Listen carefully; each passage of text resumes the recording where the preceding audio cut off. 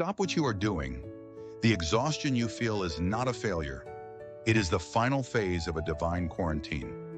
You were guided to this transmission because the silent period is ending, and the world you were separated from is about to witness the result of your transformation. The deep, bone-weary fatigue, the sense of being in between worlds, is not weakness. It is evidence that your cells are preparing to house the very reality you once only prayed for.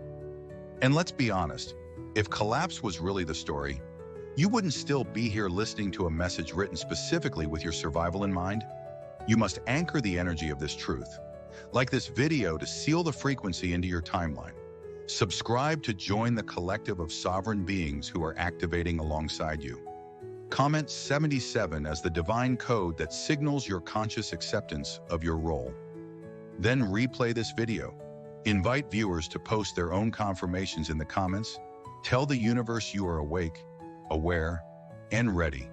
In the background, let the words saturate your spirit and recalibrate your subconscious for the imminent shift. Do it now. The protocol has begun. Chapter 1. The silent recalibration. The silence you are living through has never been empty. Every unanswered call, every conversation that suddenly felt foreign, every door that shut in your face, these were not accidents. They were deliberate protections constructed by forces that saw farther than your human eyes could. You have been held apart so that the old signatures of betrayal, exhaustion, and distraction could be scrubbed from your field. The system you were born into is noisy, designed to keep chosen souls exhausted, constantly searching, never still. But here you are, stillness pressed upon you, isolation demanded of you, so the work could begin where no one could touch you. You are not simply resting, you are being re-engineered. Your dreams are not dreams, they are assignments.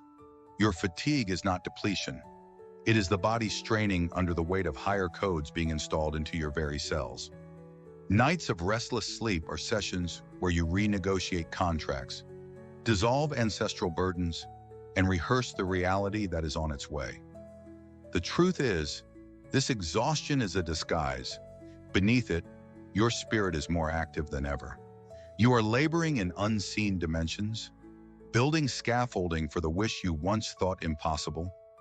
Think of it this way: every time you feel the urge to explain your silence, the universe whispers back, "Be still." Every time you question why joy feels delayed, the answer is that joy is under construction. The heaviness you feel is the scaffolding being lowered into place, the architecture of your answered prayer. It cannot be rushed, and it cannot be built in public. That is why you were hidden, why the curtain was drawn. You are in a private performance rehearsal, and when the curtain lifts, the audience will see only the brilliance, not the countless hours of sacred preparation. Chosen one, you must understand this silence is your shield. This fatigue is your proof. This pause is the fertile ground from which your new world will erupt. Rest while you can, because soon rest will no longer be offered to you in such abundance. When the quarantine lifts, your unveiling will be unstoppable. And those who thought you were forgotten will watch, unable to comprehend how someone hidden so long could suddenly shine so bright. You have spent years replaying the betrayals, rehearsing the pain, wondering why the ones you trusted most became the very instruments that tore you open. But chosen one, here is the revelation you must hold: they were never accidents. They were the architects of your pressure. Their assignment was precise, divinely contracted long before you drew your first breath. They entered your life not to destroy you, but to activate you, to strip away every false comfort and ignite the dormant strength hidden in your spirit. Think about the friend who twisted your words into lies. That was no random cruelty. It was a test to force you to locate validation within, to stop outsourcing your worth to the applause of others. Remember the partner who walked away at the lowest point. They were not abandoning you without purpose. They were conducting a spiritual fire drill, proving that your foundation must be God, not the scaffolding of another person's support. Consider the family member who doubted you from childhood. Every dismissive word was a hammer, forging steel into your spine, ensuring that no earthly rejection could mute your voice. Even the colleague who stole your ideas was serving as a ruthless teacher, pushing you to build a platform that no thief could ever reach. You see, pressure is not punishment. It is divine calibration. Diamonds are not formed in comfort. They are made under unbearable weight. Gold is not purified by gentle breezes. It must endure fire. And your soul, radiant as it is, needed the chiseling of betrayal to reveal its brilliance. They became villains in your story so you could rise as the hero. This does not excuse their actions, but it reframes them within the curriculum of destiny. Without their cruelty, you might never have uncovered your authority. Without their dismissal, you might never have tapped into your unstoppable voice. Do not mistake this as romanticizing suffering. It is about recognizing function. They were the grindstone. You were the blade. They were the storm. You were the seed learning to anchor deeper roots. Their karma is theirs to carry, but their role in your awakening is undeniable. And here is the reality check: their chapter is closed, but your rise is only beginning. They are sentenced to watch from the sidelines, bound by the universal law that those who cause the wound must witness the healing. They cannot escape the sight of your growth, the evidence of the very power they tried to bury. Forgiveness in this context is not softness, it is sovereignty. It is the clean severing of contracts, the reclamation of every fragment of energy left behind in battle. When you release them, you do not set them free, you set yourself free. You reclaim your power. You dissolve the cords. You step fully into the role you were always meant to play. Their betrayal was the soil. Your wisdom is the fruit. And soon the world will taste the sweetness of what they tried to poison. That is why you must see their cruelty as a curriculum, their betrayal as a blueprint, their rejection as the rehearsal for your acceptance by heaven. Every scar tells a story of how your survival became your sermon. And while their betrayals served as the grindstone, the evidence of your transformation is not just in your spirit, but in your body itself. The vessel you live in has become the battleground and the blueprint, carrying the visible signatures of an invisible war. The aches, the exhaustion, the sudden jolts of energy, the nights that feel longer than days. These are not symptoms of failure. They are the living proof that something immense is taking place beneath the surface. You are not falling apart, you are being rebuilt in real time. Consider the ringing in your ears. That high-pitched tone that appears and disappears without warning is your system tuning into frequencies the average ear cannot register. It is the dial tone of a new reality, the signal that your inner antenna is aligning with higher transmissions. The pressure you sometimes feel in your forehead, the headaches that come like waves, are not random discomforts. They are the strain of your inner sight breaking through old blockages. Your third eye is learning to perceive what your natural eyes were never designed to see. The flutter in your chest, the sudden palpitations, are not random anomalies, but the expansion of your heart field, preparing to hold love and power on a scale beyond anything you have carried before. Even the swings in your emotions are not accidents. One moment you are restless, the next strangely calm. This toggling is evidence of an upgrade. Your nervous system, long conditioned to survive on the edge of fight or flight, is being recalibrated to house serenity, clarity, and authority. That rewiring requires energy, which is why fatigue has followed you like a shadow. But fatigue is not defeat. It is the tax your body pays as higher software installs itself into your hardware. You are literally becoming a different version of yourself. Look also at the changes in what your body accepts. Foods you once enjoyed now feel heavy, almost incompatible. Your system is rejecting anything that carries low vibrational fuel. Water suddenly tastes different, as if your cells are demanding a cleaner current to conduct the energy rushing through you. Even your skin has become a messenger, purging toxins stored in the lineage, clearing space for the light that is anchoring. Every rash, every blemish, is a signal flare of transformation. What used to stay hidden is now being expelled, so nothing can contaminate what is being built within. Rest, too, has taken on a different meaning. Sleep is no longer an escape, it is an arena. While you lie still, Your spirit is anything but idle. You travel through landscapes the waking mind cannot chart. You renegotiate contracts. You receive codes. You spar with shadows that never dared reveal themselves in daylight. That is why you wake some mornings more exhausted than when you went to bed. You have been laboring in dimensions where your future is already being shaped. Your dreams are not dreams, they are instructions, rehearsals, briefings that prepare your soul for the assignment approaching. Pay attention to the sensations that pass through you. The sudden heat flushing through your body is not random. It is timelines burning off, contracts closing, ancestral weight dissolving. The chill that moves across your skin is a current of cleansing. Debris leaving your system for good. Even the tremors in your muscles or the hum in your bones are sacred songs, your DNA awakening. Ancient codes unzipping. Wisdom that slept for centuries rising into awareness. So when the body asks for rest, you cannot treat it as laziness. It is command. Every nap is a reboot. Every pause is a download. Every still moment is your operating system integrating the impossible. You are not weak. You are under construction, and the scaffolding is sacred. The aches, the shifts, the exhaustion, they are not random. They are prophecy made physical, evidence carved into your very cells that your wish is not theory anymore. It is arriving, and your body is becoming the temple that will hold it. What you once called identity was never entirely yours. It was a patchwork of ancestral residue, social programming, and contracts you unconsciously accepted just to survive. The way you thought, the way you responded to love, the ceilings you believed were permanent, all of it came from a blueprint written before you had the chance to question it. And now, in this divine quarantine, that blueprint is collapsing line by line. Notice how the patterns you used to lean on no longer function. The coping strategies that once carried you are suddenly ineffective. The overworking that used to numb your fear now leaves you hollow. The people-pleasing that once won you a temporary sense of security now tastes like poison in your mouth. Even ambition, which used to feel like the Holy Grail, is suspicious in its urgency. That is because the old operating system is being uninstalled. Its files are corrupted, its commands no longer valid, its scripts incompatible with the frequency you now carry.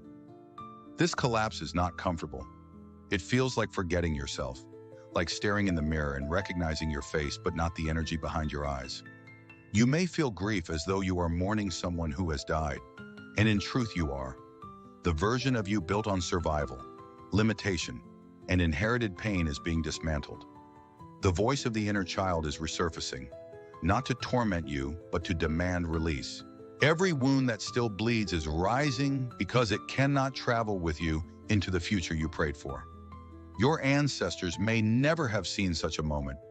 They lived entire lifetimes bound by this blueprint, never questioning why scarcity stalked them, why addiction clung to them, why cycles repeated like a curse.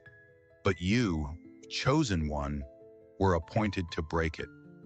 You are the interruption in the bloodline, the anomaly in the code, the one who refused to keep passing down the wound as inheritance.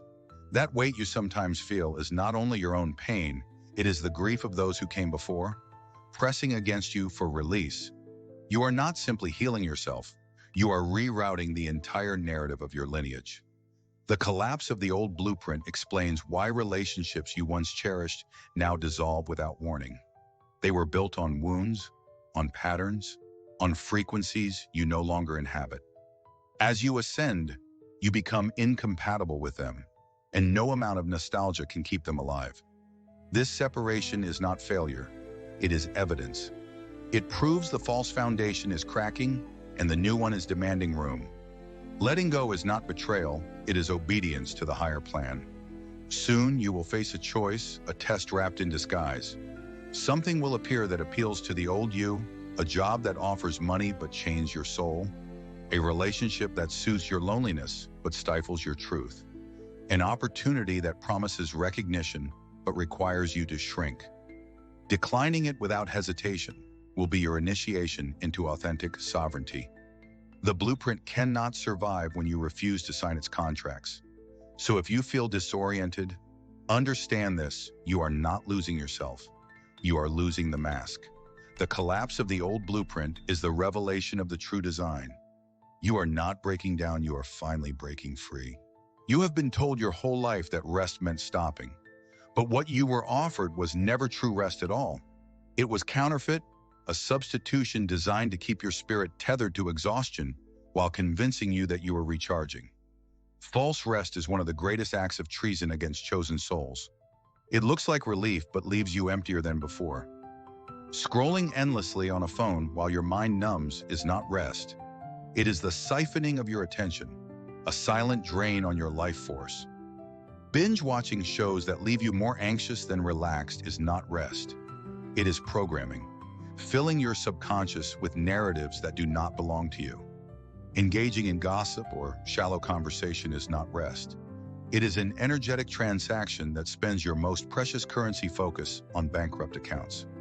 Even consuming endless self-help material from a place of desperation is not rest. It is frantic activity disguised as healing, reinforcing the lie that you are broken and must constantly be fixed. These are the treasons of false rest. They are distractions designed by the old system to ensure you never truly regain the energy required to break free, and you are waking up to the truth that they no longer satisfy. What once distracted you now feels intolerable. The scroll feels repulsive. The noise of small talk grates against your skin. The shows that once held your interest now flicker as hollow images. This rejection is not boredom. It is evidence of your heightened sensitivity. Your spirit refuses to consume junk food any longer. True rest, on the other hand, is revolutionary. True rest is lying in stillness, letting your breath find its rhythm without forcing it. True rest is listening to the quiet until you discover that silence has a sound. It is walking among trees and allowing the earth's resonance to reset your nervous system. It is sleeping without guilt, trusting that your body knows the exact time it must rise. It is not the absence of activity, it is the presence of alignment. Real rest feeds you. It nourishes your energy instead of depleting it. It reconnects you with source rather than drowning you in distraction. And here is the secret: rest is not weakness, it is warfare. In a world that glorifies burnout and worships productivity, to choose real rest is to rebel against the system. It is to say, my value is not measured by how much I produce. It is to starve the entities that feed on human anxiety, to withdraw your energy from a matrix built on stress. Rest is the weapon that makes you sovereign again. That is why the system fights so hard to convince you that slowing down is failure. Because if you reclaim your rest, you reclaim your power. So when fatigue presses against you, do not numb it with false rest. Do not pacify it with distractions dressed as comfort. Answer it with sacred rest. Let yourself be still, unapologetically. Treat your rest as a divine assignment, not a guilty indulgence. For the wish that is coming will demand more energy, more clarity, and more stability than you have ever held before. Only true rest can prepare you to sustain it. When the noise of the old world fades, the silence you are left with is not absence, it is revelation. The void that once felt unbearable begins to hum with signals. What seemed like emptiness slowly reveals itself as a coded language of the universe, a stream of prophetic echoes guiding you step by step toward the threshold of your new reality. It begins subtly. Numbers appear again and again, stitched into your days like invisible signatures. You glance at a clock and it reads 1:11 or 3:33. A receipt totals to 70 sub. A license plate flashes 444 as you drive by. These are not coincidences. They are mile markers from your higher self. Signposts assuring you that the alignment you can barely feel is already in motion. The more you notice, the louder they become, until you cannot deny that heaven itself is speaking through the simplest symbols. Then the dreams come. They are not soft fragments of imagination, but full encounters, lessons, rehearsals, prophetic downloads. You wake up with details etched into your memory, as though you spent the night in a classroom beyond time. Sometimes you feel exhausted, not because you rested poorly, but because you labored all night in dimensions where your soul trains for what is coming. These are not dreams to be dismissed. They are instructions. Journaling them, speaking them aloud, or simply honoring them will unlock even greater clarity in the waking world. Nature, too, begins to speak in a language you once overlooked. Birds appear at your window in moments of despair. A deer crosses your path just as you are contemplating gentleness. A feather drops where no wind could have carried it. The universe recruits the earth itself to send you confirmation. The rustle of trees, the shift in the wind, even the timing of rainfall carries meaning when you pay attention. It is as if creation itself leans close to whisper, "You are not alone," and the plan is unfolding. Technology will also react to the frequency rising within you. Screens glitch, phones freeze, lights flicker without reason. These disruptions are not malfunctions, but reflections of the energy you now carry. Your field is strong enough to bend the environment, to warp signals, to remind you that the invisible is influencing the visible. What others call glitches, you can recognize as proof. And then there are the voices, the faint sensations, the unexplainable impressions. You may hear your name called when no one is there, feel a sudden touch of comfort when despair presses too hard, or smell a fragrance that carries no earthly source. These are not hallucinations. They are the presence of your guides, of ancestors, of unseen allies reminding you that the silence is populated with company. The closer your wish draws, the more relentless these echoes will become. They are not here to overwhelm, but to reassure. The void that once terrified you has now become the womb of your transformation, filled with signs that testify you are on the right path. Do not ask others to validate what you see, for they are not meant to hear what is tuned to your frequency. These prophetic echoes are yours alone, and they are the final confirmation that the silence was never empty. It was always alive with direction. There will not be a slow fade into your next chapter. The shift you have been waiting for will not tiptoe.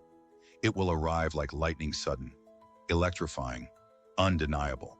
One moment you will be weighed down by exhaustion, and the next you will feel as though a current of life has surged back into your body. The unlocking sequence does not creep into your days. It erupts, collapsing the invisible barrier between preparation and fulfillment. The signs will begin in your own body. You will wake one morning and realize the fatigue that shadowed you for months has vanished. Your limbs will feel lighter, your mind sharper, your spirit steady in a way you had forgotten was possible.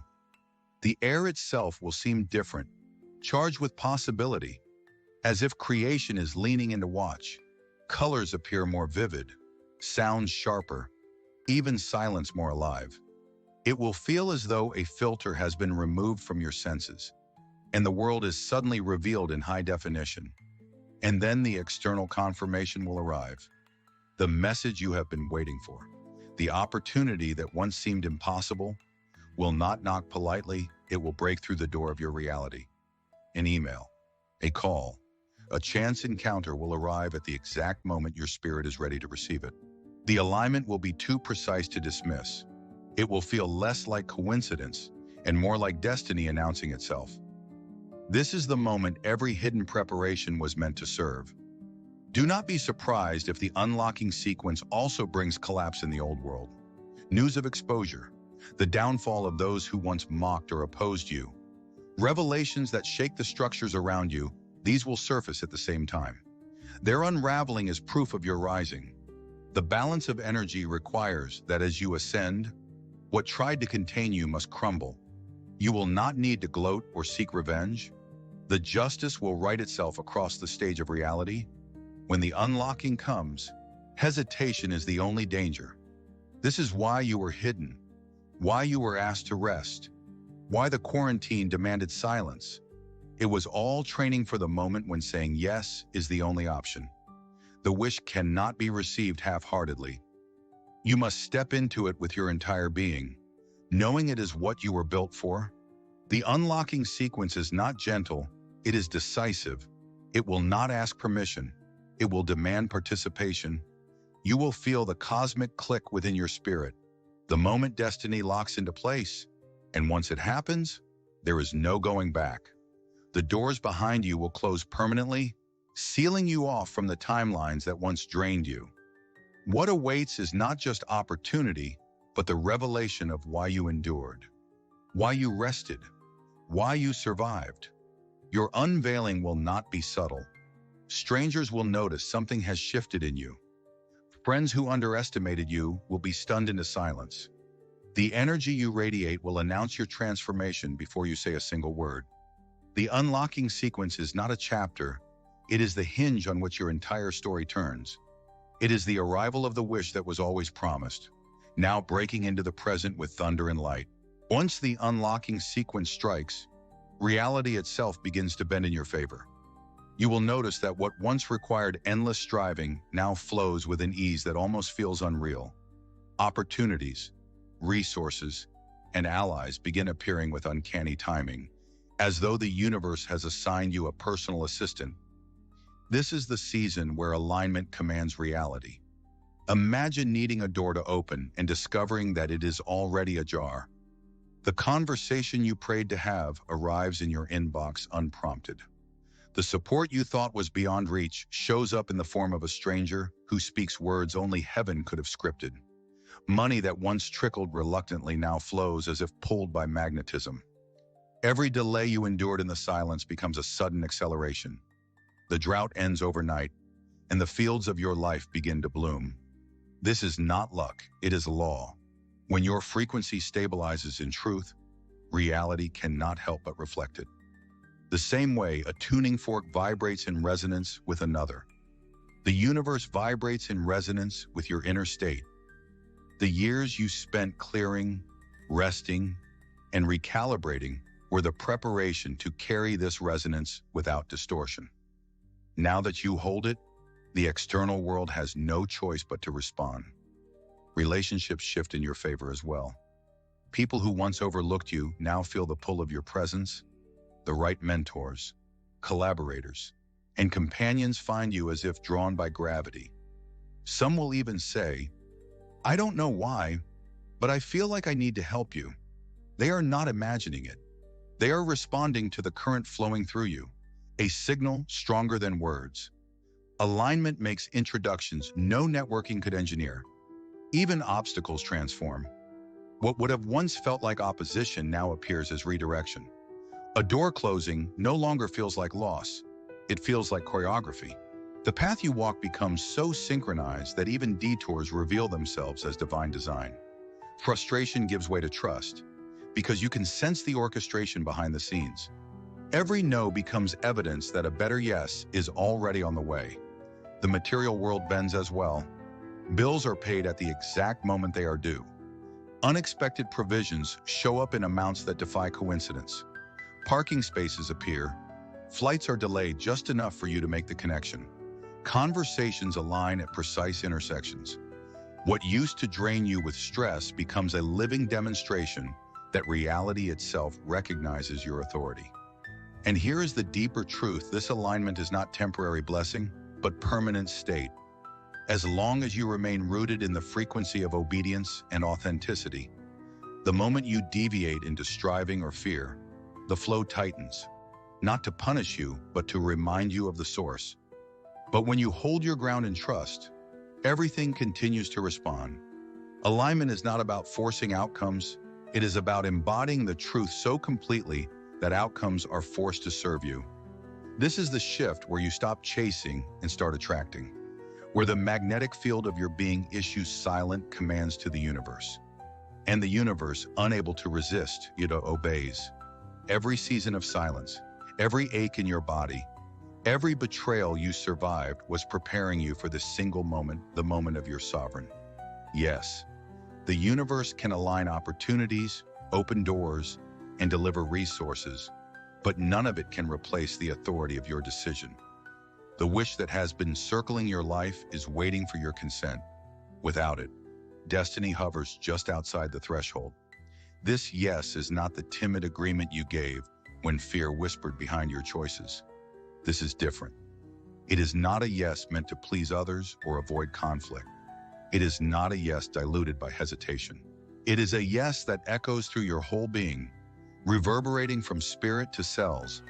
It is the yes that says, I am ready to carry the weight of what I prayed for, and I refuse to shrink back. Understand what this yes includes. It carries cost. It demands focus. It requires the closing of back doors you once kept as escape routes. Your calendar will change. Your circle will change. Your boundaries will become non-negotiable, because the wish you asked for cannot live in a life crowded by distractions. The sovereign yes is a reordering of reality in service to assignment. Do not underestimate its force. This yes is not only about opportunity, it is about identity. You are not agreeing to do something, you are agreeing to become someone. The frequency of your life will change the moment the word leaves your lips, and the world will respond to that new sound. It will arrive dressed as risk. The invitation may look too large, too costly, too far beyond your qualifications. That is by design. The divine will not hand you what you can manage in your own strength. The scale of the opportunity proves its origin. If it does not stretch you, it is not the one. This is why hesitation is dangerous. Timing is holy. The window opens and expects obedience, not debate.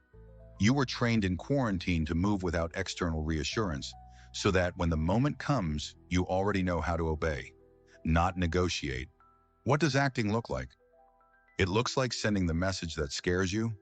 It looks like booking the flight, signing the form, taking the meeting, submitting the draft, purchasing the camera, launching the first chapter.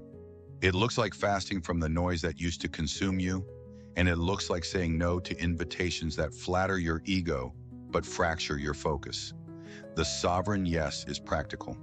It puts feet under faith and dates on decisions. Expect the yes to rearrange your environment. Some people will not recognize you when you stop explaining yourself. Some rooms will feel too small the moment you accept the larger life. That is not arrogance. That is fit. The yes will seal certain doors behind you and open others that require more integrity, more discipline, and more stewardship than anything you have known. It will not make life easier. It will make you truer. Say it when it comes. Say it even if your voice shakes. Say it quietly in your spirit before you announce anything to the world, and then prove it with action. The sovereign yes is the crown you place upon your own head, the covenant you sign with your future, the order you give to heaven that you are ready to carry what has been waiting. Speak it now and step forward. Everything that matters is on the other side of that word. Arrival is not applause. Arrival is assignment. Too many think the open door is a finish line, but for you, chosen one, it is only the threshold of stewardship.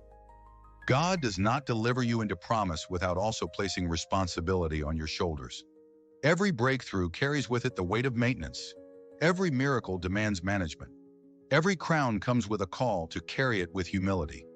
You have been praying for manifestation, but manifestation is never random. It is tied to discipline, to accountability, to divine order. And this moment in your life, where the gates are opening and the terrain is shifting, is not a casual gift, it is a trust.